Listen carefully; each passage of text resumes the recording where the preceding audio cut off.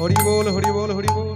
ওম শ্রী ভগবতে বাসুদেবায়।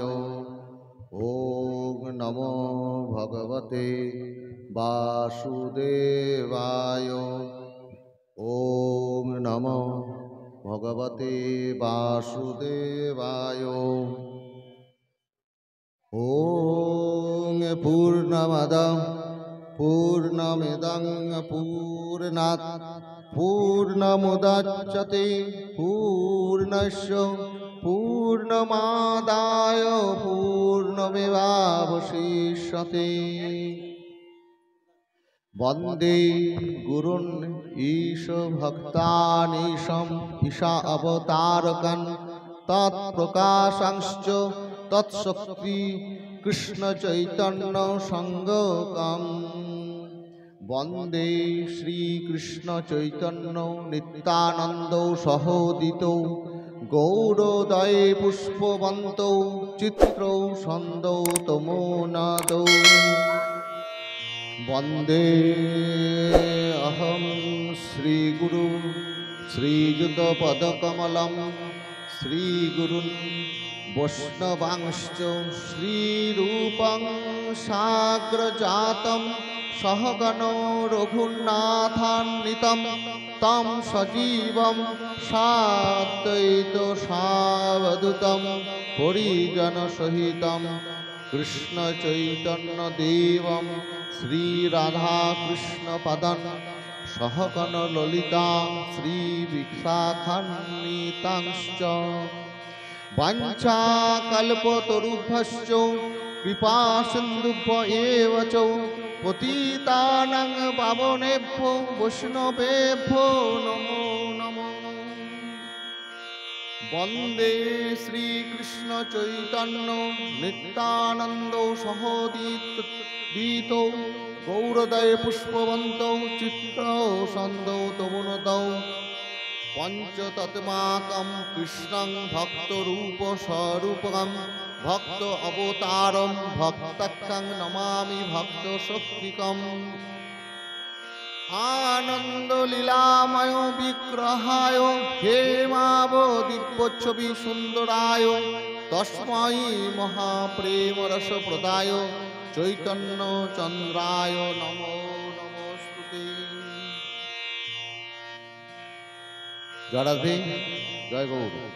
श्रीमान महाप्रभु मंदिर गयसाबाद आज के पंचम दल उपलक्षे এখন চৈতন্য চরিতামৃত পাঠ একটু রসটা একটু গভীর, মানে যারা এখানে ভক্ত আছেন জানেন। প্রথমে হচ্ছে আমাদের ভক্ত তত্ত্বে যারা সাধন তত্ত্বে আছেন আর কি, সাধনা করেন, সাধন ভজনে আছেন, প্রথমে আমাদের এমনি সাধারণ নিয়ম হচ্ছে গীতা, শ্রীমদ্ ভগবত গীতা পাঠ করতে হবে। সেটাকে সম্বন্ধে একটু জ্ঞান বা রস আস্বাদন করার পরে আর একটু অন্য শ্রীমদ্ ভাগবত, শ্রীমদ্ মানে ভাগবত মহাপুরাণ যেটা, সেটা পড়াশোনা করতে হবে। তারপরে চৈতন্য চরিতামৃত পাঠ করলে পরে সেই লীলা আস্বাদন বা রস আস্বাদন করা যাবে, কারণ এর একটু গভীর আছে রস আস্বাদন করা। এখন বলবেন তাহলে আপনি চৈতন্য চরিতামৃত পাঠ করছেন কেন? তো আমার কি খুব বেশি জ্ঞান হয়ে গেছে, বেশি ভাব হয়ে গেছে? সেটা কিন্তু নয়। আমি কারণ একটা কারণ বললাম, এটা বাংলায় লেখা আছে, পয়ারগুলা পয়ার ছন্দে বাংলায় পড়তে পারবো, এটা একটা কারণ। আর একটা কারণ হচ্ছে এই যে সাধন ভজন, যে ভজন পদ্ধতি আমাদের যুগল ভজন, যেটা মহাপ্রভু যেটা আমাদের বলেছেন, যে শিক্ষা দিয়েছেন রাধাকৃষ্ণের যুগল ভজন, এই ভজনে এই যে তালগ্রাম, গয়সাবাদ, শেরপুর এইখানকার মানুষ যে ভক্ত সংখ্যাতত্ত্ব দিক থেকে আমরা অনেকটা এগিয়ে আছে। আপনাদের জন্য পাঠ করছে, এটা আপনারা বেশি ভালো বুঝবেন। এটা সেই কারণে করছে, আপনারা এখানে অনেক বেশি ভক্ত আছে, অন্যান্য জায়গা থেকে এই রসে উত্তীর্ণ হয়েছে। এখন চৈতন্য চরিতামৃতে পাঠ করব আমি, যেটা হচ্ছে অষ্টম পরিচ্ছদে শ্রী রায় রামানন্দর সঙ্গে যে চৈতন্য মহাপ্রভু দক্ষিণ ভারতে গিয়েছিলেন সেই মিলনে সাক্ষাৎকার যে হয়েছিল সেই বিষয়ে, এবং সেটা অনেকটা বড়। আমি একবারে শেষ পর্যায়ে যে সারাংশটা সেইখানে চলে যাব একটু বলে, তারপরে আমাদের এখানে তো আরতি হবে এবং পালা কীর্তন, লীলা কীর্তন আছে, সেটা হবে 8টা থেকে।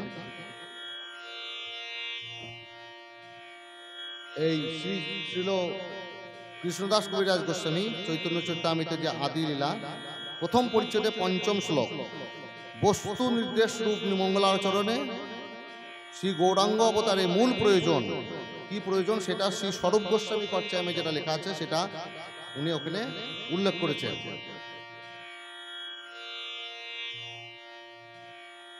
বস্তু নির্দেশ মানে স্বরূপ গোস্বামী কর্চায়ামে, যেটা আপনারা জানেন সকলেই বা কীর্তনীয়রা করেন, সকলের মুখেই শুনেছেন সেটা। রাধা কৃষ্ণ প্রণয়া বিকৃতি আহ্লাদিনী শক্তি তস্মাৎ একাত্মনৌ অপি ভুবি পুরা দেহ ভেদম গতৌ তৌ চৈতন্যকম প্রকটম অধুনা তত্তয়ম ঐক্যমাপ্তম রাধা ভাবদুতি সুবলিতম নৌমি কৃষ্ণ স্বরূপম। অর্থাৎ এক আত্মা দুই দেহ, এক আত্মা দুই দেহ রূপটি শ্রী চৈতন্য মহাপ্রভু যে মানেটা করেছে আর কি, মানে শ্রীকৃষ্ণ প্রণয় স্বরূপা শ্রী রাধিকা হলেন শ্রীকৃষ্ণেরই আহ্লাদিনী শক্তি, আনন্দদায়িনী শক্তি। এরা হচ্ছে সর্বত উভয়ই মানে একটা আত্মা, দেহটা আলাদা। যেটা আপনারা ছোলা ভিজালে পরে বোঝা যাবে, ছোলা ভিজানোর পরে ভিজিলে পরে যে খোসাটা ছাড়ালে দেখা যাবে ছোলাটা একটা গোটাই, কিন্তু ভেতরে দুটো যেমন আছে সেরকম। এই অভিন্ন দেহ যেটা গোলক থেকে বিভিন্ন হয়ে রয়েছেন, তাদের একাত্মা রূপে শ্রী রাধার ভাব ও অঙ্গকান্তিতে সুশোভিত হয়ে প্রকাশিত শ্রীকৃষ্ণ চৈতন্য নামক শ্রীকৃষ্ণ স্বরূপকে আমি প্রণাম করি। আর রাধা হচ্ছে পূর্ণ শক্তি, কৃষ্ণ পূর্ণ শক্তিমান। শক্তি ও শক্তিমানের অভেদবশত শ্রী রাধা ও শ্রীকৃষ্ণ কোনো ভেদ নেই, তারা এক আত্মা। কিন্তু লীলারাস আস্বাদনের জন্য তারা পৃথক দেহ ধারণ করে শ্রীকৃষ্ণের নিত্য লীলাধাম শ্রীগোলকে অনাদিকালে অবস্থান করছেন। এখন এই কলিযুগে সেই দুই দেহ এক আত্মা এক দেহ অবস্থান করে শ্রীকৃষ্ণ চৈতন্য রূপে বিরাজিত। তাই শ্রী রাধার ভাব ও কান্তি অঙ্গীকার করে অন্তকৃষ্ণ বহির্গৌর হয়ে এই কলিযুগে শ্রীকৃষ্ণ চৈতন্য রূপে শ্রীকৃষ্ণই শ্রী নবদ্বীপে আবির্ভূত হলেন। এখন এই নবদ্বীপে আবির্ভূত হয়ে তিনি যে নবদ্বীপ লীলা করেছেন,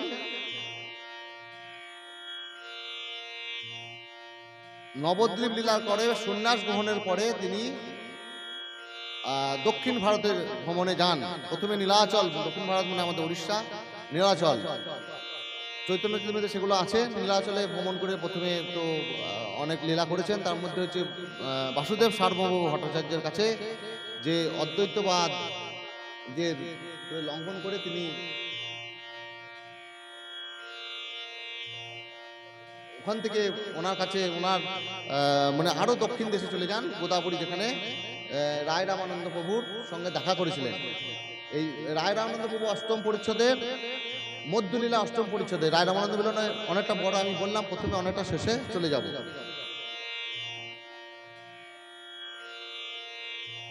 রায় রামানন্দ শ্রী বাসুদেব সার্বভৌম ভট্টাচার্যের কাছে তিনি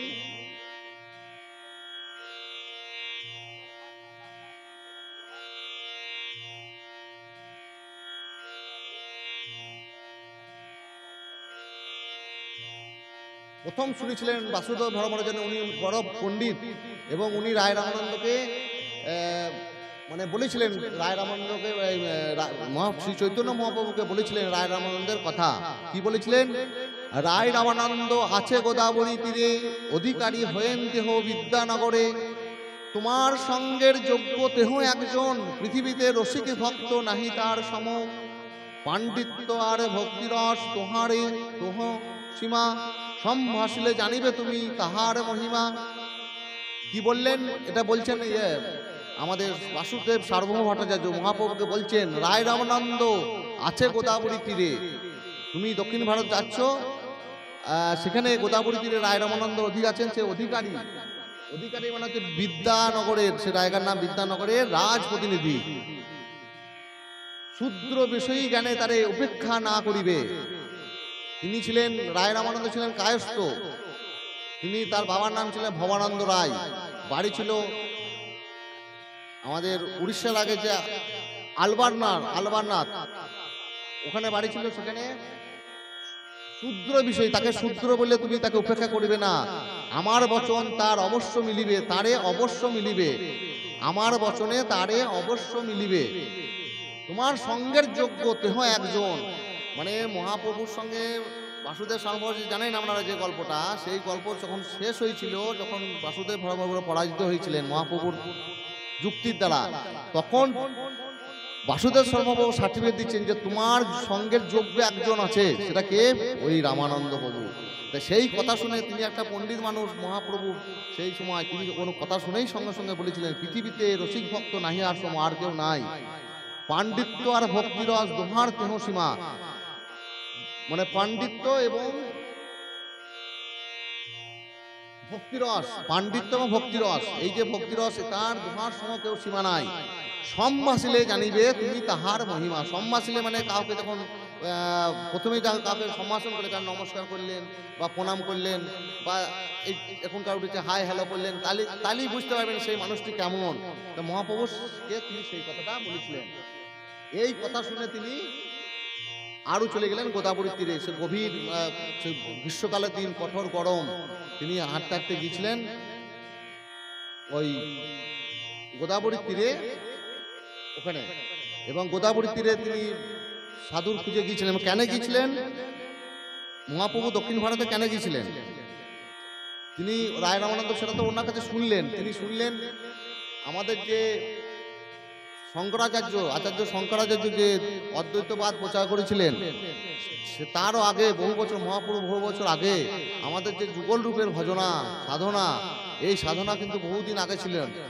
আলোয়ার সম্প্রদায়, যেটা পুরী আলালনাথ, যারা পুরী যান আপনারা দেখেছেন, আলালনাথ, এখন আপনারা যান আলালনাথ মন্দিরে, সে আলালনাথ ওই মন্দিরে ওনারা প্রতিষ্ঠাতা, ওনারা সেবক, তারা যুগল উপাসক করতেন। তারা কি উপাসনা করতেন, কি তারা সাধনা করতেন, সেই সাধনা ভজনা তাদের জানার জন্যে তিনি ওই আলোবার সম্প্রদায়ের রাজার কাছে, ওই দক্ষিণ ভারতের কাছে গিয়েছিলেন, যে এই সাধনা, যে আমরা যে সাধনা, যুগল ভজনের যে সাধনা, সেই সাধনা মানে সাধ্য বস্তু কি? আমাদের সাধ্য বস্তু হচ্ছে রাধাকৃষ্ণের যুগল রূপ।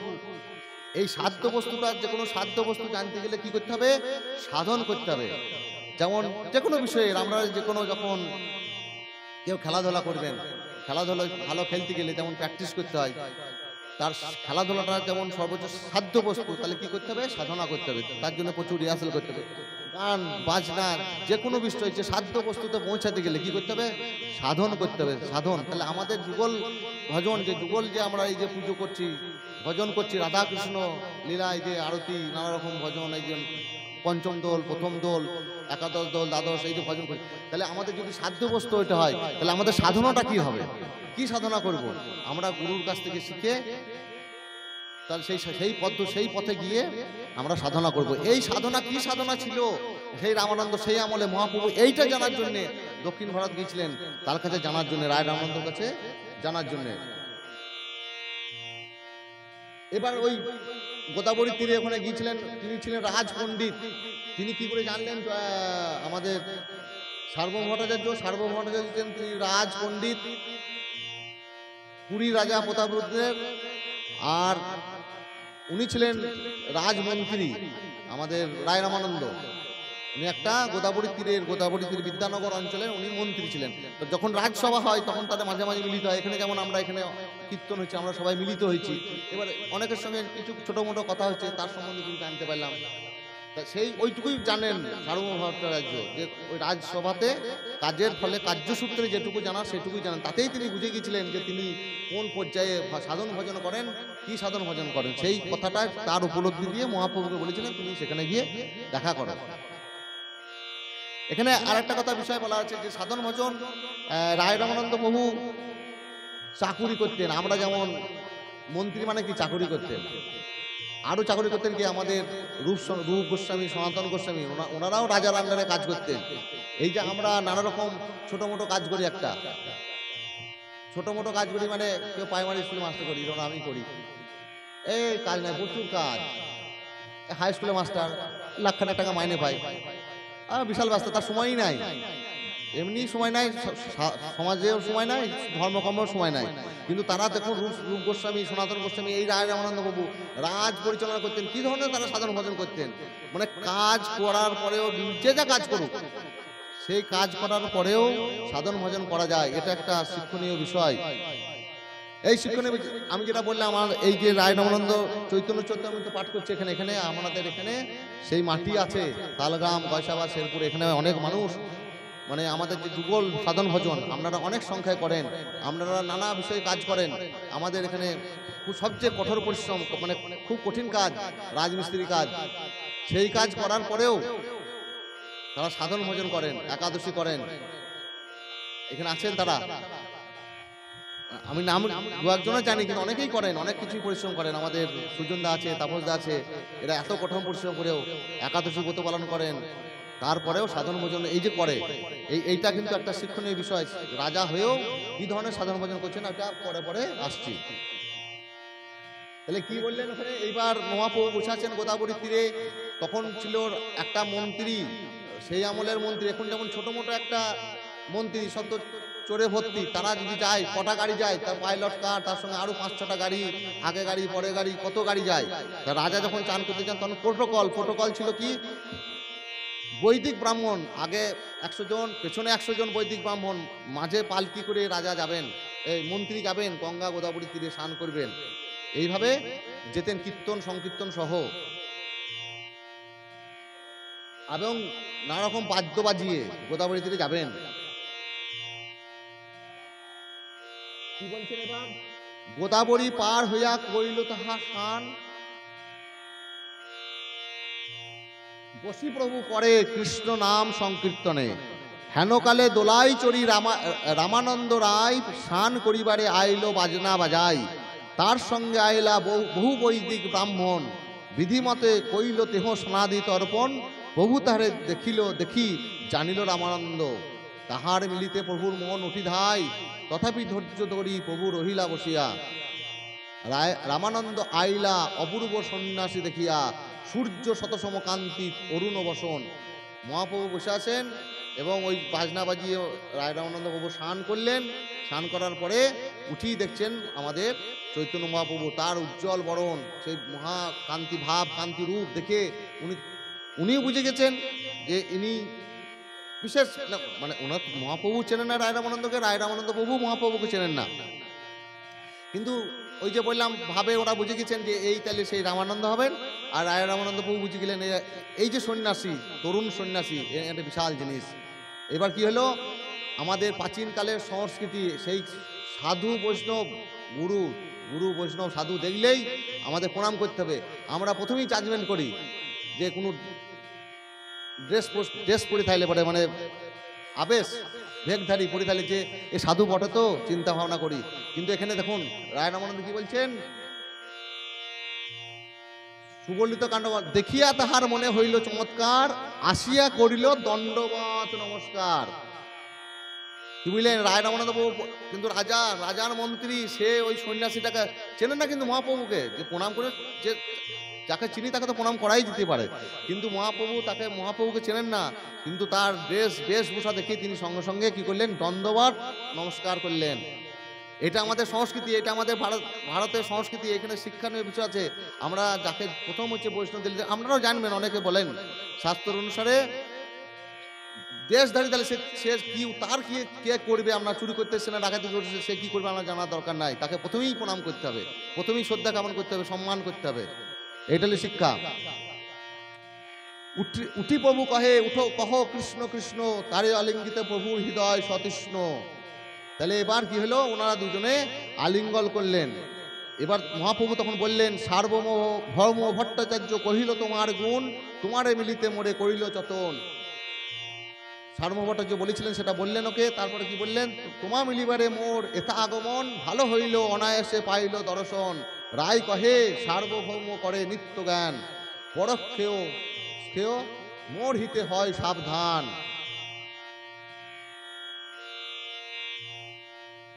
আজি সফল হইল মোর মনুষ্য জনম, সার্বভৌমে তোমার কৃপা তার এই চিহ্ন অস্পৃশ্য পড়ছিলে হইয়া আর কৃপাদন। কাহা তুমি সাক্ষাৎ ঈশ্বর নারায়ণ, কাহা মুই রাজসেবী বিষয়ী শুদ্রাধম। বলছে তুমি কাহা, তুমি সাক্ষাৎ ঈশ্বর নারায়ণ আর তুমি রাজসেবী বিষয়ী শুদ্রধামকে কি করছো, স্পর্শ করছিল। মোর স্পর্শে না করিলে ঘৃণা ভেদ হয়, মোর দর্শন তোমা বেদে নিষেধ হয়। মানে ও শূদ্র বলে এগুলো বলছেন, কিন্তু শূদ্র হইলে কি হবে, মহাপ্রভু তো তাকে জেনে গিয়েছেন তিনি কে। এইবার মহাপ্রভু তাকে একে একে প্রশ্ন করবেন। এখানে আমাকে জিজ্ঞেস করলেন, অনেকটা বড় তো কি করে এগিয়ে যাব, আমাকে 4-3-2, এই যে ফুটবল খেলা হয় 4-3-2, 4টে ডিফেন্ডার 3টে ইয়ে, এখানে 4বার মহাপ্রভু ওই রায় রামানন্দ প্রভু যে উত্তরগুলা দিয়েছিলেন 4বার বলেছেন এহ বাজ্যে আগে কহ আর, প্রভু কহে এহ বাজ্য আগে কহ আর। এটা 4বার বলেছেন। কোন 4বার বলেছিলেন, বলছে প্রভু কহে পরশোলক সাধ্যের নির্ণয়। কি বললেন, রায় কহে স্বধর্ম আচরণে বিষ্ণু ভক্তি হয়। আমি এগুলা বলছি না, একটু একটু ব্যাখ্যা আছে, অনেক বড় ব্যাখ্যা আছে। স্বধর্ম আচরণে বিষ্ণু ভক্তি হয়। তখন প্রভু বলেন, প্রভু কহে এহ বাহ্য আগে কহ আর। আবার রায় কহে কৃষ্ণ কর্পার্পণে সাধ্য হয়, কৃষ্ণকে যা আমার কর্ম সব ভগবানের প্রতি অর্পণ করলে পরেও সাধ্য হয়।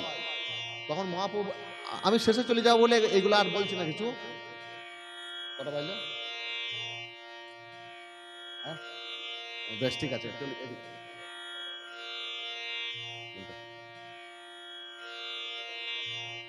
ও আচ্ছা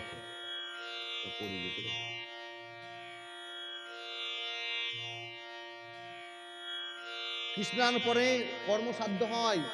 তার উদাহরণস্বরূপ মানে কি বলে ওটাকে রেফারেন্স হিসাবে শ্রীমৎ আমাদের কৃষ্ণদাস কবিরাজ গোস্বামী কি বললেন, যৎ করসি যৎ স্নাসি যৎ যুজসি দদাসি যৎ যৎ উপশ্বাসি পন্তেও তৎ পুরুষ পদ মদ অর্পণম। কি বললেন, শ্রীকৃষ্ণ অর্জুনকে বললেন, হে অর্জুন তুমি যা কিছু করো, যা কিছু ভোজন করো, যা কিছু যাগযজ্ঞ করো, যা কিছু দান করো, যা কিছু তপস্যা করো, সে সমস্তই আমাতে অর্পণ করো। এইটাই তো আমাদের গীতাতে বলেছেন, সেটাই বললেন। তা মহাপ্রভু কি বললেন, এহ বাহ্য আগে কহ আর। কারণ এগুলা তো মহাপ্রভু তো সবই জানেন, মহাপ্রভু তো আরো ভেতরে ঢুকতে যাচ্ছেন, সাধ্যের একবারে শেষ সীমায়। রায় কহে স্বধর্ম ত্যাগ এই সাধ্য সার। স্বধর্ম ত্যাগ এটাও মানলেন না মহাপ্রভু, বলছেন কি বললেন, স্বধর্ম ত্যাগ আমাদের গীতাতেও সেটা বলেছিলেন, সর্বধর্মান পরিত্যাজ্য মাম একং শরণম ব্রজ, অহং তাম সর্ব পাপেভ্য মোক্ষয়িষ্যামি মা শুচঃ। মানে সর্বধর্ম ত্যাগ করে আমাকেই ভজন করো, এটা বলেছিলেন। তাহলে মহাপ্রভু এটাকেও ধরলেন না, বলছেন না এহ বাহ্য আগে কহ আর। তখন রায় কহে কি বলছেন, জ্ঞান মিশ্রা ভক্তি সাধ্য সার। বলছি ঠিক আছে, তাহলে পরে কি হবে, জ্ঞান মিশ্রিত যে ভক্তি সেটাকে সাধন করো, সাধনা করো। এবং তার সঙ্গে সঙ্গে এই ভগবত গীতার আবার রেফারেন্স দিয়েছেন, কি বললেন, ব্রহ্মভূত প্রসন্নাত্মা ন শোচতি ন কংসতি সম সর্বেষু ভূতেষু মদ্ভক্তিং লভতে পরম। ব্রহ্মস্বরূপ প্রাপ্ত প্রসন্ন আত্মা ব্যক্তি নষ্ট বস্তুর জন্য শোক করেন না, কোনো বস্তুর জন্য আকাঙ্ক্ষাও করেন না, সর্বপ্রাণীর প্রতি সমদৃষ্টি সম্পন্ন হয়ে তিনি মানে আমাতে শ্রীকৃষ্ণ পরম ভক্তি লাভ করেন। এটাও মহাপ্রভু মানলেন না, বলছে না এহ বাহ্য আগে কহ আর। তখন বললেন, রায় কহে জ্ঞান শূন্য ভক্তি সাধ্য সার। জ্ঞান শূন্য ভক্তি, ভাবো জ্ঞান যদি শূন্য যদি হয়, জ্ঞান যদি না থাকে তাকে কি বলে, খ্যাপা পাগল বলবি যে।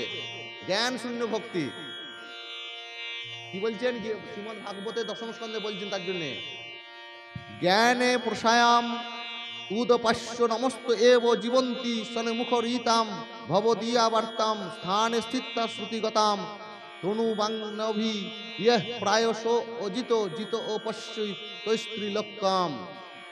ব্রহ্মা শ্রীকৃষ্ণকে বললেন, হে অজেয়, তোমার স্বরূপ বা ঐশ্বর্যের মহিমা বিচারের কিছুমাত্র চেষ্টা না করে যারা সাধু সঙ্গের কাছে থেকে তাদের মুখনিসৃত কথায় তোমার রূপ গুণ লীলাদি শোনে বা তোমার ভক্তদের চরিত কথায় কায় মনোবাক্যে সদাচারী হয়ে জীবন ধারণ করেন, ত্রিলোকের মধ্যে তাদের দ্বারাই তুমি প্রায় বশীভূত হও। এটাও বললেন না, হবে না, এহ ভয় না, এটা এইবার চারবার ওটা বলা হয়ে গেল, এহ বাহ্য আগে কহর, এটা হলো চারবার বললেন। এবার কি বললেন, তিনবার বলবেন, এহ হয় আগে কহর। বলছে ঠিক আছে, এটা চলতে পারে, মানে এটা হবে জ্ঞান শূন্য ভক্তিটা।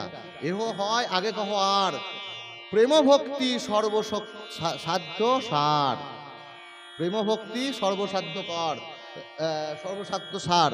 প্রভু কহে এও হয় আগে কহ আর, রায় কহে দাস্য প্রেম সর্বসাধ্য সার। এরপরে কি বললেন, দাস্য প্রেম, দাস্য প্রেম, এটা তিনবার বলবেন। এটাও বললেন হ্যাঁ, এহ হয় আগে কহ আর সখ্য প্রেম সর্বসাধ্য সার। তারপরে বললেন ঠিক আছে, তাহলে কি হয়, সখ্য প্রেম, তাহলে দাস্য প্রেম সখ্য প্রেম।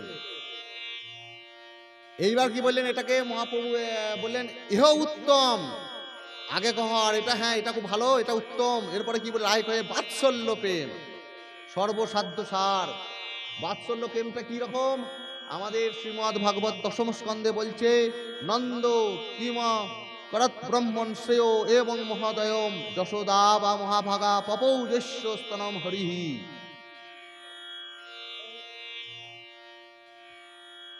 তারপরে এটাকে কি বললেন, এহ উত্তম, প্রভু কহে এহ উত্তম আগে কহ আর, রাহে কহে কান্তা প্রেম সর্বসাধ্য সার। কান্তা প্রেম কি, শ্রীকৃষ্ণকে প্রাণবল্লভ আর নিজেদেরকে তার কান্তা মনে করে স্বসুখ বাসনা শূন্য হয়ে কেবল কৃষ্ণ সুখয়কো, কেবলমাত্র কৃষ্ণ সুখের জন্য আমাদের যে কাজ করা হবে, যে কর্ম করা হবে, তাৎপর্যগামী সম্ভোগ লালসাকে কান্তা প্রেম বলে। শুধুমাত্র কৃষ্ণ সুখের জন্য যে কাজ হবে সেটা হচ্ছে কান্তা প্রেম। একান্তে, এখানে কান্তা বলতে পরকীয়া ভাবাপন্ন বজি গোপীদের বোঝাচ্ছে।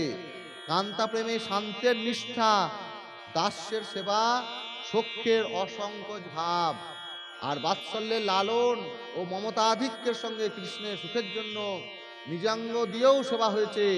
এই জন্য কান্তা প্রেম হচ্ছে সর্বশ্রেষ্ঠ। গোপীরা কি করেছে, তাদের নিজের দেহ অঙ্গ দিয়েও ভগবানের সেবা করেছেন কৃষ্ণের সুখের জন্য। এই হচ্ছে কান্তা প্রেম, এই হচ্ছে কান্তা প্রেম। এইবার কি বললেন, এই গোপীরা যেটা বলেছেন দশম স্কন্ধে, গোপীপতি উদ্ধব বাক্যম নায়ম শ্রীঅঙ্গ উ নিত্যান্তরতে প্রসাদ স যশিতম নলিনগন্ধ রুচাম কুতন্না রসোৎসবে অশ্য ভুজ দণ্ড গৃহীত কণ্ঠ লব্ধ শিষ্যাম ইহ উদ্গাত ব্রজ সুন্দরী নাম।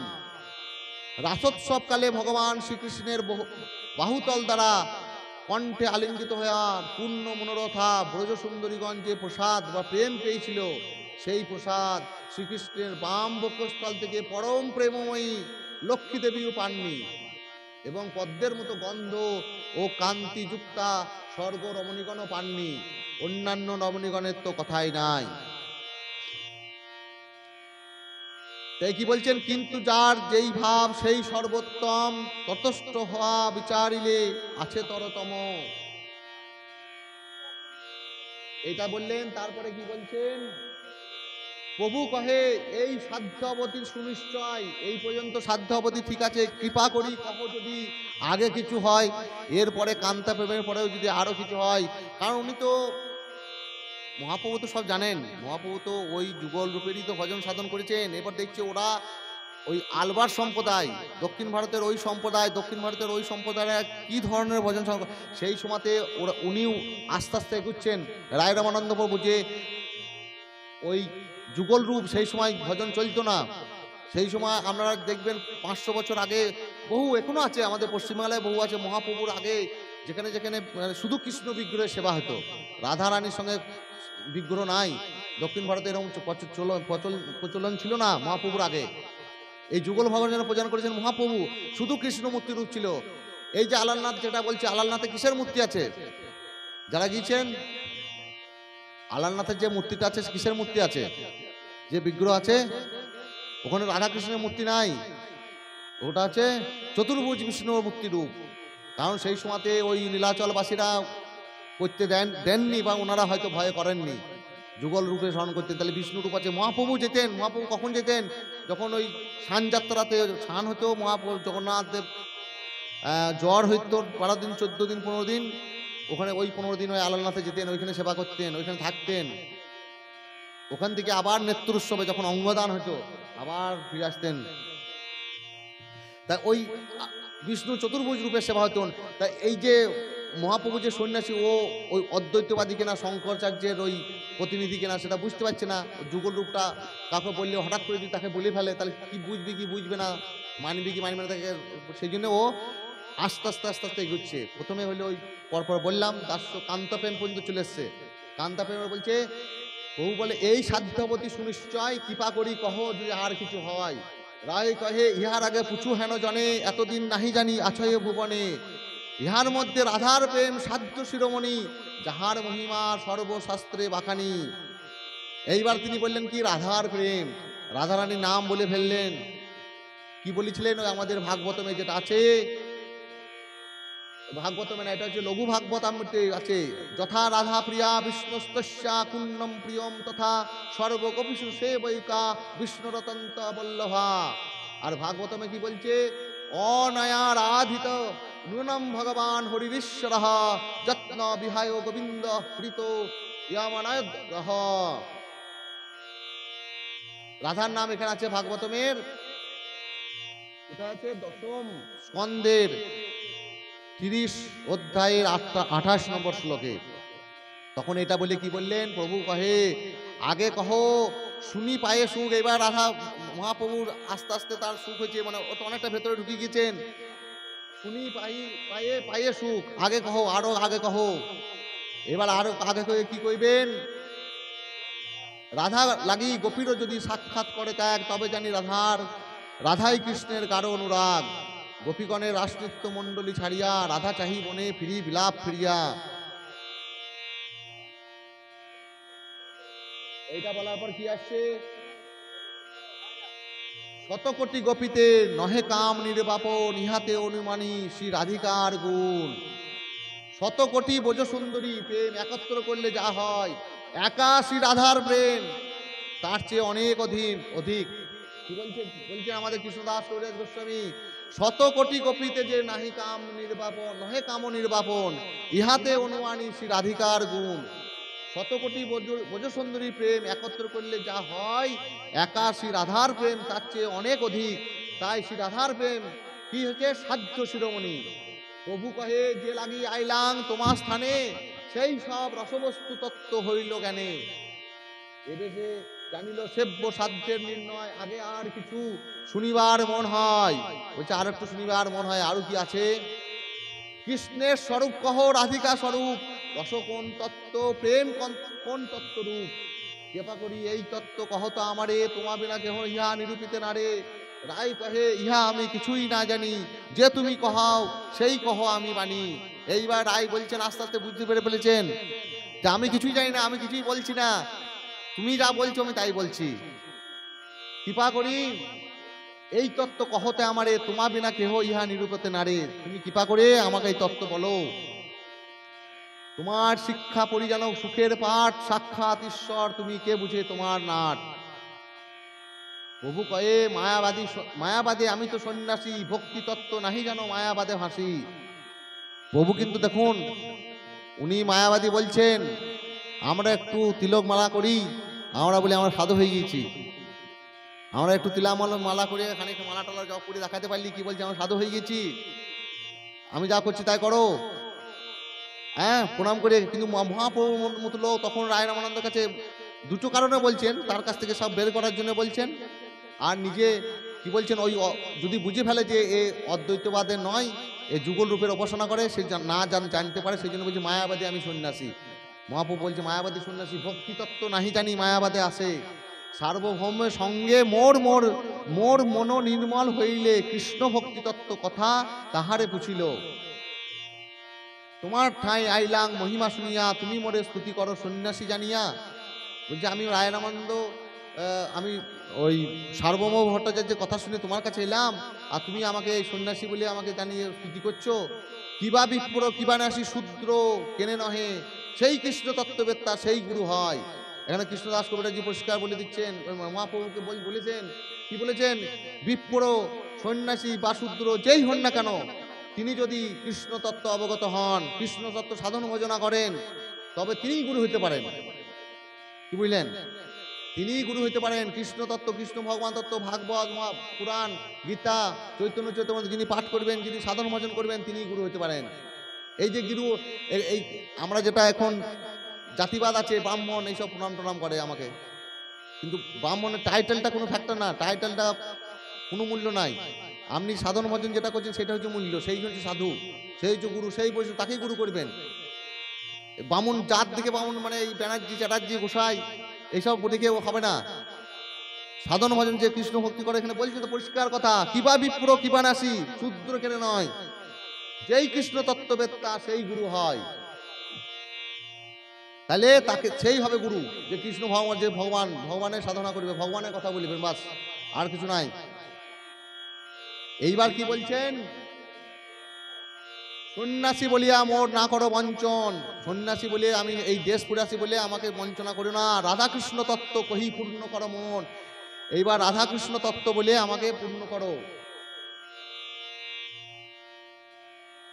এবার কি বলছেন, ঈশ্বর পরম কৃষ্ণ স্বয়ং ভগবান, সর্ব অবতারী সর্ব কারণ প্রধান।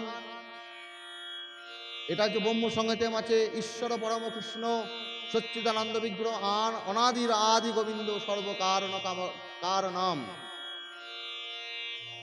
সিংহার রসরাজময় মূর্তি ধরো, অতএব আত্ম পর্যন্ত সর্বচিত্ত হর। আত্ম মানে নিজে, এখানে কৃষ্ণ।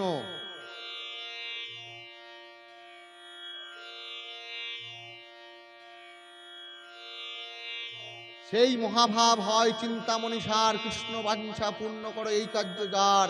মহাভাব চিন্তামণি রাধার স্বরূপ, ললিতাদি সখী তার কায়রূপ, রাধাপতি কৃষ্ণ সেহ সুগন্ধি ঊর্ধ্বতন। এইখানে চৈতন্য চরিতা কৃষ্ণদাস কবিরাজ গোস্বামী, তার গুরুদেব ছিলেন রঘুনাথ দাস গোস্বামী। এখানে রঘুনাথ গোস্বামীর একটা, এটা স্তবের, এখানে স্তবটা না করে তিনি বাংলা তর্জমা করে এখানে বলে দিয়েছেন। তাতে ওই সুগন্ধি দেহ উজ্জ্বল বরণ, কারুণ্যামৃত ধারায় শান প্রথম, তারুণ্যামৃত ধারায় শান মধ্যম, লাবণ্যমৃত ধারায় তদুপরি শান, নিজ লজ্জা শ্যাম পট্ট সাথী পরিধান। এটা রঘুনাথ দাস গোস্বামী যে রাধার যে বর্ণনা করেছেন, সেটা সংস্কৃত শ্লোক। উনি কৃষ্ণদাস গোস্বামী এটাকে বাংলায় তর্জমা করে এটা লিখেছেন। মানে কৃষ্ণ তত্ত্ব বললেন, এবার রাধা তত্ত্ব বলছেন। সেখানে কারুণ্যামৃত ধারায় শান, রাধারানী তিনবার, অনেক এখন সাধুগুরু, অনেক বৃন্দাবনে অনেক সাধু আছেন, নবদ্বীপে অনেক সাধু আছেন, তারা তিনবার স্নান করেন। আমরা ত্রিসন্ধ্যা আহ্নিক করি, কিন্তু তিনবার স্নান করেন। কি স্নান? রাধারানী স্নান করেন কারুণ্যামৃত ধারায় স্নান। প্রথম ধারা যারা ভোরবেলায় স্নান করেন সেটা হচ্ছে কারুণ্যামৃত, করুণাময়। আমার রাধারানী হচ্ছে করুণাময়। দুপুরবেলায় যে স্নান করছে তারুণ্যামৃত ধারায় স্নান, তরুণ যুবক তারুণ্য। আর তারপরে হচ্ছে লাবণ্যামৃত ধারায় তদপুরী স্নান, তারপরে হচ্ছে লাবণ্য, উজ্জ্বল গৌরবর্ণ, উজ্জ্বলতম বর্ণ। রাধার যে মূর্তি, রাধার যে রূপ, সে উজ্জ্বল রূপ, এই লাবণ্য রূপ দেখবেন যে কোনো জায়গায়। এই যে এতগুলা মানুষ আছে, তার মধ্যে একটা মানুষ হয়তো দেখা যাবে চোখে পড়ে যায়, একজন দুজন। ট্রেনে বাসে যখনই যেখানে যান, একটা মানুষ লাবণ্য, তার একটা স্পেসিফিক লাবণ্য। সে হয়তো তেল সাবান অত মাখেন না। আপনি ট্রাইবাল এলাকায় যাবেন, যেখানে ওই ট্রাইবাল মানে আদিবাসী কালো কালো, তার মধ্যে একজনকে দেখবেন আপনার চোখে পড়বে, সে পুরুষ হোক বা স্ত্রী হোক, একজনকে একটা বিশেষ সুন্দর দেখতে লাগবে, তার কারণ হচ্ছে লাবণ্য। তাহলে এই লাবণ্যমৃত ধারায় তদপুরী শান। তার রাধারানী কি আছে? প্রথম হচ্ছে লাবণ্য রূপ, তার ভেতরে কিসে ঢাকা আছে? তারুণ্য ঢাকান আছে। আবার তারুণ্যর ভেতরে কি আছে? করুণাময় রাধারানী আমার, করুণামৃত দিয়ে ঢাকা আছে। এটা ব্যাখ্যাটা এরকম, করুণামৃত ধারায় শান প্রথম, তারুণ্যমৃত ধারায় শান মধ্যম, আর লাবণ্যমৃত ধারায় শান তদুপরি শান। আর কি পড়েছে? নিজ লজ্জা শ্যাম পট্ট ষাটি পরিধান। শাড়ি পরা আছে লজ্জা, নিজ লজ্জি, নারীর ভূষণ হচ্ছে লজ্জা। এটা আদিকাল থেকে আছে, সেই ভগবানের আমল থেকে নারীর ভূষণ হচ্ছে লজ্জা। লজ্জার একটা হচ্ছে অলংকার, এই যে সোনা গয়না দানা, তার থেকে হচ্ছে লজ্জা। লজ্জা একটা ভূষণ। এটা হচ্ছে রাধারানী, তাকে রাধা তত্ত্ব বোঝাচ্ছেন। এটা স্তব হলো। এরপরে আসবো আমরা, চলে আসবো, এইবার চলে এসছে প্রভু কহে এই হয়, আগে কহ আর রায় কহে এই বই বুদ্ধি গতি নাহি আর। এরপরে আমার আর বলছে রায়, বলছে রায় সারেন্ডার করে দিলেন। আর মহাপ্রভু বলছে এই হয়, আগে কহ আর। তখন রায় বলছেন এই বই বুদ্ধি গতি নাহি আর, আমার পরে এরপরে আর বুদ্ধি নাই, এরপরে আর আমার বুদ্ধি, আর কিছু বলতে পারবো না, কারণ আর বলা যাবে না। ভাবের, এবার তো ভাবের কথা, ভাবের কথা বলবেন কি করে আপনি? আপনার দাঁতের যন্ত্রণা আপনি কিন্তু ওজন টানি পারলে হয়, ব্যথা যন্ত্রণা যেগুলো অনুভবের জিনিস, কিন্তু ওজন হয় না, ওয়েট মেশিন নাই। তাহলে যার দাঁতের যন্ত্রণা হবে তখন আপনি বুঝতে পারবেন ওই দাঁতের যন্ত্রণা কেমন ছিল। এই ভাবের কথা, এই ভাবের কথা, তখন ভাবের কথা বোঝানোর সবচেয়ে একটা বড় উপায় হচ্ছে সঙ্গীত। সঙ্গীত, সঙ্গীতের মাধ্যমে আপনারা জানেন, মানে আমাদের কাজী নজরুল ইসলাম, রবীন্দ্রনাথ, কত স্বাধীনতা সংগ্রামী আন্দোলন, বড় বড় সঙ্গীতের মাধ্যমে, সঙ্গীত কিন্তু খুব ভালো একটা 64 গুণের মধ্যে সর্বশ্রেষ্ঠ মানে কলা, 64 কলার মধ্যে সর্বশ্রেষ্ঠ কলা সঙ্গীত কলা। সঙ্গীত কলা যে কোনো মানুষকে, যে কোনো জীবকে, প্রাণীকে, উদ্ভিদকে সঙ্গীত এফেক্ট করে। কিন্তু আপনার ছবি আঁকা, যে অন্ধ সে ছবি আঁকা দেখতে পারে না, সে ছবিটা কেমন বুঝতে পারবে না। কিন্তু সঙ্গীত এই গাছটা, এই গাছের মধ্যে এফেক্ট হয়, মানুষের মধ্যে তো হবেই। দিলাম সঙ্গীতের মধ্যে দেখেছেন, এইখানে রায় রামানন্দ বাবু আর বলার ভাষা নাই, তখন কি বললেন? তিনি সঙ্গীত করলেন, একটা বড় পদ, ভালো পদ। হ্যাঁ, কথা কি তাহলে আছে? রায় রামানন্দ একটা বড় পদ, এটা অনুরাগে। হ্যাঁ হ্যাঁ, কহল কি রাগ নয়ন ভঙ্গ ভেলো, অনুদিন বার হলো অবধি না গেল, না সো রমন না হম রমণী, বহু মনোভাব পেশ হলো জানি, এসো কি শেষ হব প্রেম কাহিনী, কানু ঠামে কহবি বিছু রহ জানি, না খোঁজুলো দুটি না খোঁজুলো আনো, দু করি মিলনে মধ্য তো 5 বান, অবশ্যই বিরাগ তুহু ভেলি দ্রুত, সুপুরুষ প্রেম কি ওই নরতি, বর্ধন রুদ্র নরাধিপ মান ও রামানন্দ রায় কবি ভান। রামানন্দ রায় বলছেন, এই তখন উনি এই সঙ্গীত দিয়ে মহাপ্রভুকে বুঝিয়ে দিলেন, যা বোঝার তুমি বুঝে নাও। প্রভু কয়ে সাধ্য বস্তু অবধি এই হয়, তোমার প্রসাদে ইহা জানিল নিশ্চয়, সাধ্য বস্তু সাধন বিন কেহ নাই পায়, কৃপা করি কহ ইহা পাবার উপায়, রায় কহে যে কহাও সেই কহি বাণী। আবার সেই কথা বললেন, তুমি যা কহাও সেই কহি বাণী, তুমি যা বলবো তাই বলবো। কি কহে ভালো মন্দ কিছুই না জানি, আমি ভালো মন্দ কিছুই জানি না, কি বলবো আমি? অত্যন্ত রহস্য শুনো সাধনের কথা, রাধাকৃষ্ণ লীলা এই অতি গূঢ়, দাস্য বাৎসলাদি ভাবের না হয় গোচর। অত্যন্ত রহস্য, অত্যন্ত রহস্য সাধনের, আমাদের রাধাকৃষ্ণ তত্ত্ব এটা অত্যন্ত রহস্যজনক। রাধাকৃষ্ণ লীলা অতি গূঢ়তর, এ কঠিন, মানে এত কঠিন। আমরা কিন্তু অথচ সবাই রাধাকৃষ্ণ ভজছি, আমরা পাড়ায় পাড়ায় রাধাকৃষ্ণ ভজনা চলছে, সাধনা চলছে। রাধাকৃষ্ণ ভজনা খুব কঠিন, মানে এই সাধনা ভজনা অনেক মানে সময় সাপেক্ষ, দীর্ঘদিনের ভজন সাধন থাকা যায়, তবে গিয়ে হবে। কি বলছে? সখী বিনো এই লীলা নাহি অন্যের গতি, সখী ভাবে তারে সেই করো অনুগতি। আচ্ছা, এখানে রায় রামানন্দ বাবু কিন্তু ওই যে রাধারানীর অষ্ট সখী, এই সখী সেবা পর্যন্ত জানেন, কিন্তু সখী সেবার পরেও আছে, আমরা সখী সেবা করি না, আমরা কি সেবা করি? নরম সখী সেবা, মানে আরো যে আসছে ওটা কি বলে, মঞ্জুরি সেবা, মঞ্জুরি সেবা। মঞ্জুরি সেবা হচ্ছে মহাপ্রভু কিন্তু মঞ্জুরি সেবা করেন, কিন্তু ওই আলোয়ার সম্প্রদায়, ওই রায় রামানন্দ প্রভু কি সেবা পর্যন্ত জানেন? সখী সেবা, যে অষ্ট সখী সেবা ওই পর্যন্ত জানেন। তাই বলছেন সখী হইতে হয় এই লীলার বিস্তার। সখী থেকে মানে রাধাকৃষ্ণর যে সবসময় লীলা কীর্তন, ওইটা সবসময় দেখা, মানে ওরা সুখী হলেই খুশি হচ্ছে সখী, সেই তাদের সহযোগিতা করার জন্য হচ্ছে আমাদের নর্ম সখীগণ বা মঞ্জুরি সখীগণ, এইভাবে সেবা হয়। রাধাকৃষ্ণ কুঞ্জ সেবা সাধ্য সেই পায়, সেই সাধ্য পাইতে আর নাহিক পায়। নিজেন্দ্রীয় সুখে হেতু কামের তাৎপর্য, কৃষ্ণ সুখের তাৎপর্য গোপীভাব বর্জ্য। বর্জ্য মানে হচ্ছে শ্রেষ্ঠ, গোপীভাব হচ্ছে শ্রেষ্ঠ। গোপীভাবে সেবা করতে হবে। এইভাবে বলছে, মোর কৃপা করিতে প্রভুর ইহা আগমন, দিন 10 রহ সহিষোধ মোর দুষ্টু মন। মোর কৃপা করিতে বলছে 10 দিন ওখানে ছিলেন রায় রামানন্দ প্রভুকে। 10 দিন পরে এই প্রশ্ন উত্তর হয়েছিল 10 দিন। তো এই রাধা তত্ত্ব, প্রথমে কৃষ্ণ তত্ত্ব, তারপরে রাধা তত্ত্ব, তারপরে রাধা কৃষ্ণ এক ভাব, যে একটা দেহ, এই তত্ত্ব এবার ঢুকছে। এই তত্ত্ব বোঝাবেন ওকে। প্রশ্নোত্তর গোষ্ঠী করে আনন্দিত হইয়া প্রভু পুছে রামানন্দ করে উত্তর। মানে মহাপ্রভু পুচ্ছেন, এবার র্যাপিড ফায়ার হয় যেটা, সেটা হচ্ছে এই এত মত সেই রাত্রি কথা পরস্পর। প্রভু কয়ে কোন বিদ্যা, বিদ্যা মধ্যে সার। রায় কয়ে কৃষ্ণ ভক্তি, বিনা বিদ্যা নাহি আর। কীর্তিগণের মধ্যে জীবের কোন বড় কীর্তি, কৃষ্ণ প্রেম ভক্তি বলি যার হয় খ্যাতি। সম্পত্তির মধ্যে জীবের কোন সম্পত্তি গণি, রাধাকৃষ্ণ প্রেম যার সেই বড় ধনী। রাধাকৃষ্ণ প্রেম যার ভেতর আছে সেই যে সবচেয়ে ধনী।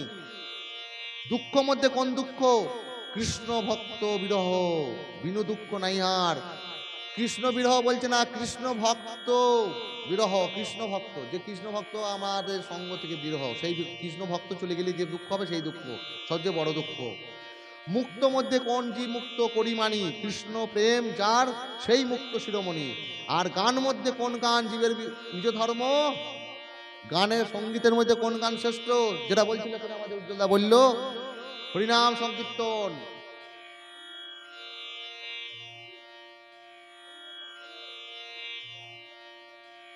রাধাকৃষ্ণের প্রেমকেলি যে গীতের মর্ম, রাধাকৃষ্ণের প্রেম আছে যে কৃষ্ণ কীর্তন, সেই গান হচ্ছে শ্রেষ্ঠ গান। শ্রেয় মধ্যে কোন শ্রেয় জীবের হয় সার, কৃষ্ণ ভক্ত সঙ্গ বিনা শ্রেয় নাই আর। তাহার স্মরণ জীব করে অনুক্ষণ, কৃষ্ণ নাম কুণ্ডলীলা প্রধান স্মরণ। ধ্যেয় মধ্যে জীবের কর্তব্য কোন ধ্যান, রাধাকৃষ্ণ পদাম্বুজ ধ্যান প্রধান। সর্বত্যাজি জীবের কর্তব্য কাহা বাস, ব্রজভূমি বৃন্দাবন যাহার লীলারাস। শ্রবণ মধ্যে জীবেন কোন শ্রেষ্ঠ শ্রবণ, রাধাকৃষ্ণ প্রেমকলি কর্ণ রসায়ন। উপাস্যের মধ্যে কোন উপাস্য প্রধান, শ্রেষ্ঠ উপাস্য যুগল রাধাকৃষ্ণ নাম। যুগল ভজন আমরা যেটা করি, পরক্রিয়া প্রেম, প্রেমে রাধাকৃষ্ণ ভজন। মুক্তি ভক্তি বাঞ্ছে যেই কাহা, দোহার গতি স্থাবর দেহে দেহে দেহে দেহে জৈছে অবস্থিতি। অরসজ্ঞ কাক চুষে জ্ঞান নিম্ব ফলে, রসজ্ঞ কোকিল খায় প্রেমাম্বর মুকুলে। এই মতো দুইজনের কৃষ্ণ কথা বসে, নৃত্য গীত রোদনে হয় রাত্রি শেষে। রাত্রি শেষ হয়ে গেল, এইভাবে কথোপকথন হচ্ছে। ওটা বলা হয়নি, ওই গানটা করার আগে মহাপ্রভু কিন্তু যখন ওর রূপটা বলে ফেলছেন, তখন ধরা পড়েছেন, তখন ও মুখে হাত দিয়ে ধরেছিলেন রায় রামানন্দর মুখে। এবার বলছেন, এক সংশয় মোর আছে হৃদয়ে, কৃপা করি কহ মোর তাহার নিশ্চয়। এইবার রায় রামানন্দ প্রভু তো ধরে ফেলেছেন। এবার বলছেন, একটা সংশয় আছে আমার মনে। এইবার প্রথম এই যে প্রথম যে শ্লোকটা দিয়ে শুরু করেছিলেন, সেই শ্লোকটা এইখানে বলতে হবে। সে বলাটা হচ্ছে, সঞ্চার্য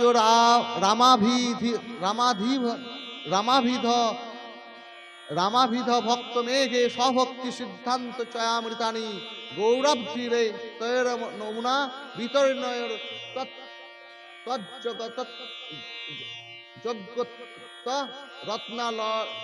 রত্নালয়াতম প্রয়াতি। গৌরাঙ্গ সুন্দর হচ্ছেন সমুদ্র, গৌরাঙ্গ মহাপ্রভু হচ্ছেন সমুদ্র, আর ভক্ত রায় হচ্ছে রামানন্দ যেন মেঘ। রামানন্দ কি হচ্ছেন মেঘ, অযোধ্যায় বৃষ্টি পড়ছে, আর সমুদ্র হচ্ছে আমাদের মহাপ্রভু। সমুদ্র থেকে যেমন মেঘ থেকে জল পড়ে আর সমুদ্রে মিশে যায়, তাই রায় রামানন্দ মেঘ স্বরূপ, মেঘ স্বভক্তি সিদ্ধান্ত স্বরূপ। তিনি রায় রামানন্দর মুখে শুনছেন, আর মহাপ্রভুর দেহে সব মিলে যাচ্ছে। সেই মিলে যাওয়ার কি কথা এবার এলো। এইবার রায় রামানন্দ বলছে, এবার সব কথা তো রামানন্দ শেষ হয়ে গেল। বলছে, এইবার কৃপা করি কহ মোরে তাহার নিশ্চয়। একটা সংশয় জেগেছে এবার। কি সংশয়? পहिले মানে প্রথমে মহাপ্রভুকে কি দেখেছিলেন আমাদের রায় রামানন্দ? সন্ন্যাসী রূপ। কি দেখেছিল? সন্ন্যাসী রূপ।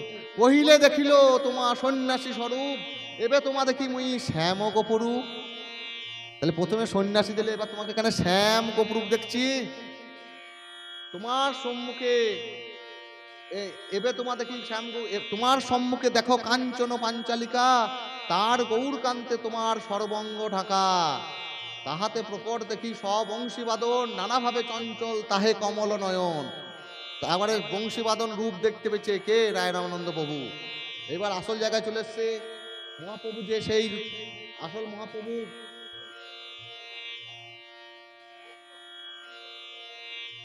কাঞ্চল পঞ্চালিকা মানে হচ্ছে সোনার প্রতিমা দিল। শ্রীমদ ভাগবতে কি বলছে? সর্বভূত সে জিয়া প্রসাদ ভব ভব ভাব ভগবত ভাব ভাবমাম আত্মনঃ ভূতানি ভগবৎমাত্ম নেশ ভগবতত্তম। যিনি সকল জীবের মধ্যে নিজের উপাস্য শ্রী ভগবানকে বিদ্যমান দেখেন এবং যিনি নিজের উপাস্য ভগবানেও সকল প্রাণীকে দেখতে পান, তিনি ভাগবতোত্তম অর্থাৎ ভগবানের শ্রেষ্ঠ ভক্ত। মানে যে ভক্ত কি দেখতে পান?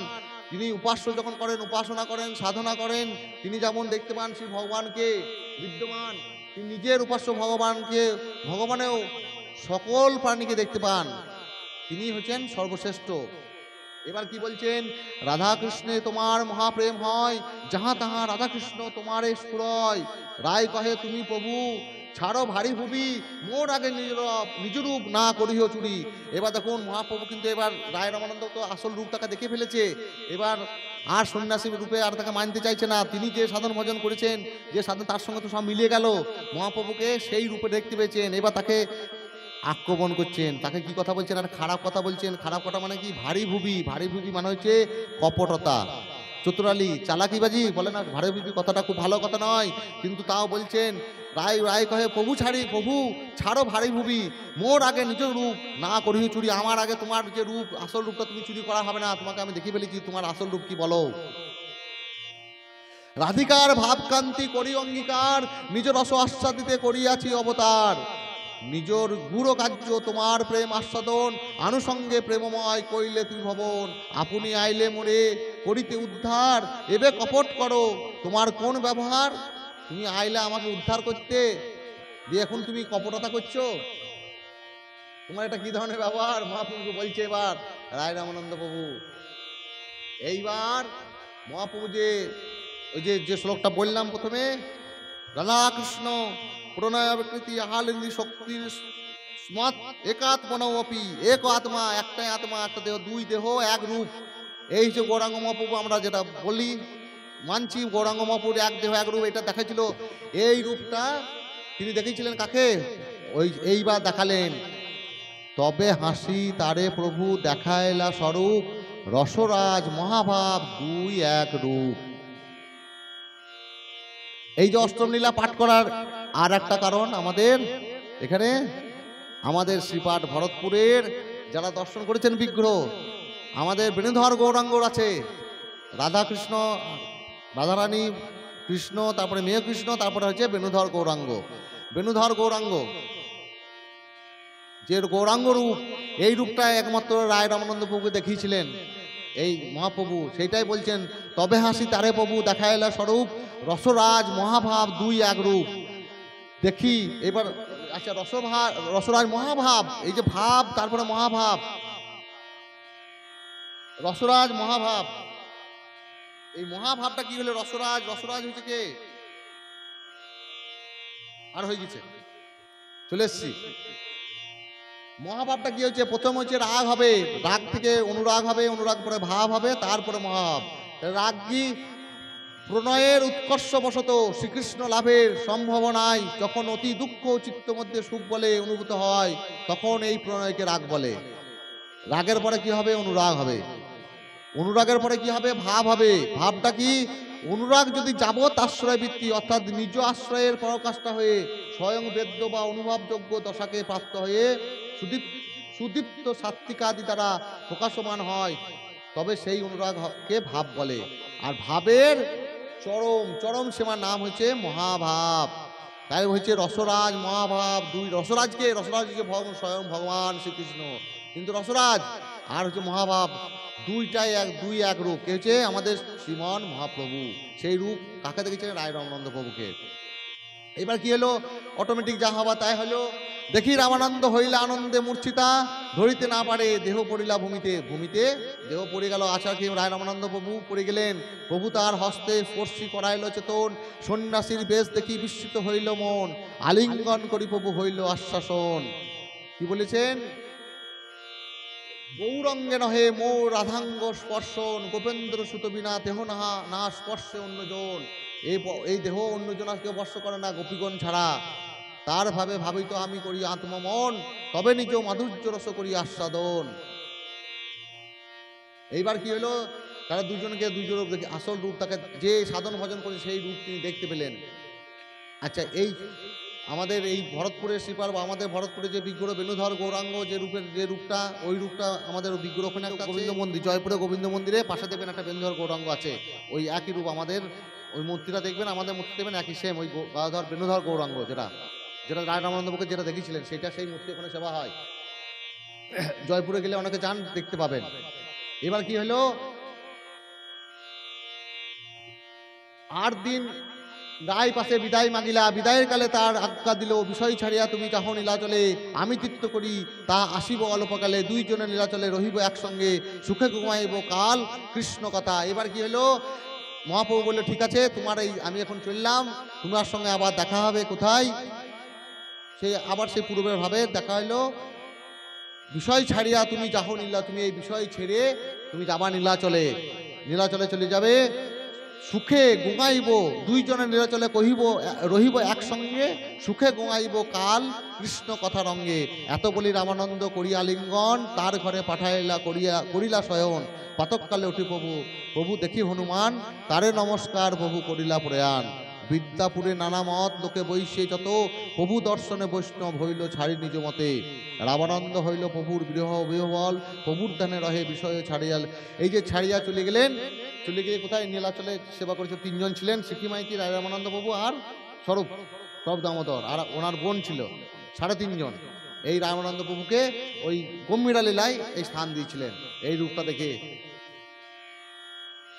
এবার কি বলছে, দামোদর স্বরূপের কর্চানুসারে রামানন্দ মিলন লীলা করিলা প্রচার, শ্রী রূপ রঘুনাথ পদে যারা, শ্রী চৈতন্য চরিতামৃত কহে কৃষ্ণদাস। আমরা এখানেই বিশ্রাম দেবো, আমাদের সময় হয়ে গেছে, আরতি হবে। জয় জয় রাধে কৃষ্ণ গোবিন্দ, জয় জয় রাধে কৃষ্ণ গোবিন্দ, রাধে গোবিন্দ, রাধে গোবিন্দ, রাধে গোবিন্দ, রাধে গোবিন্দ। জয় জয় শ্যাম সুন্দর মদন মোহন বৃন্দাবন চন্দ্র, শ্যাম সুন্দর মদন মোহন বৃন্দাবন চন্দ্র। জয় জয় রাধা রমণ রাস বিহারী শ্রী গোকুলানন্দ, শ্রী গোকুলানন্দ। জয় জয় জয় রাধাকান্ত রাধা বিনোদ, জয় রাধে গোবিন্দ। জয় জয় রাসেশ্বরী বিনোদিনী ভানুকুল চন্দ্র,